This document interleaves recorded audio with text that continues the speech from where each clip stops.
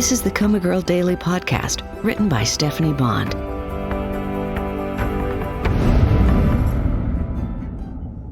November 12th, Saturday. 5,837. 5,838. Dr. Jarvis, will you please turn down the volume of that so-called music? Yes, Dr. Tyson. The bells are silenced so quickly, I would have blinked if I could have. Stand by for Dr. Oscar. A couple of beeps sounded. Hello, Dr. Tyson, Dr. Jarvis. How's our patient? Ms. Kemp is recovering well from the surgery, sir, Dr. Tyson said, but her condition is unchanged. Did you receive the MRI and CT scans? Yes, I've reviewed them. From what I can see, the surgery couldn't have been more successful. Well done, Dr. Tyson. You too, Jarvis. Thank you, sir, Jarvis said. But we expected her responses to have improved by now. What's Miss Kemp's Glasgow score? 3, Jarvis said. Dr. Oscar grunted. How's her BP? Perfect, Tyson said. Temperature? Normal. White blood cell count elevated?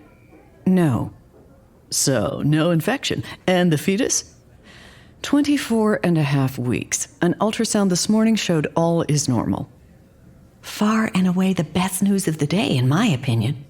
So the fetus is viable? Barely, Tyson offered.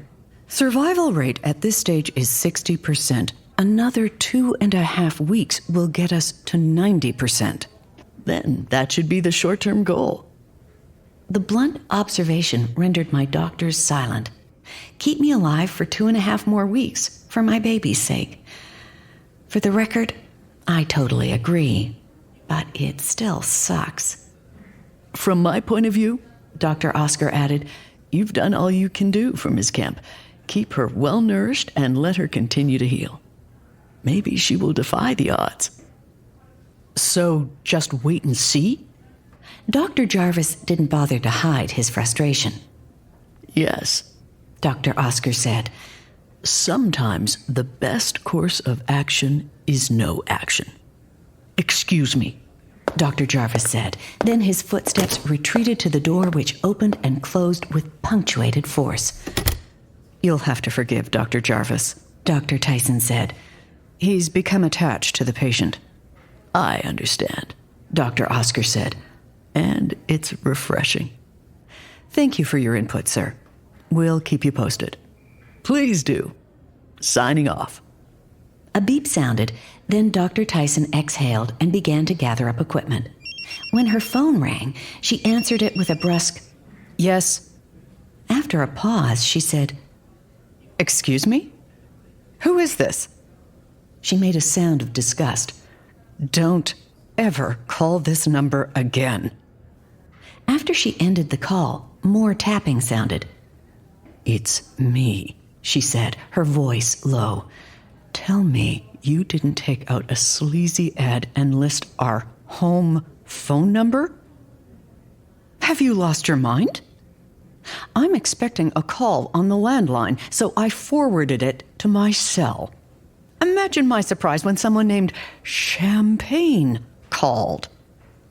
Sounds as if her husband had moved full steam ahead with his plan to have an open marriage. Poor Dr. Tyson. She must be mortified. I don't care. Fix it. Now. And this evening, you and I are going to talk about the future. She ended the call and stifled a sob. I feel like an eavesdropper. Dr. Tyson sniffed mightily, then finished gathering her things. Before she left, she turned up the volume on the iPod. And since I'm endeavoring not to think about Dr. Oscar's short-term outlook, 5,839, 5,840.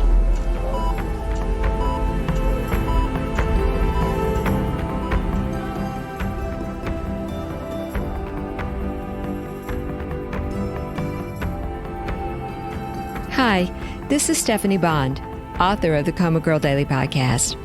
If you know of someone who might enjoy the story, please share a screenshot. It's your support that helps to grow the COMA Girl audience. Thank you so much.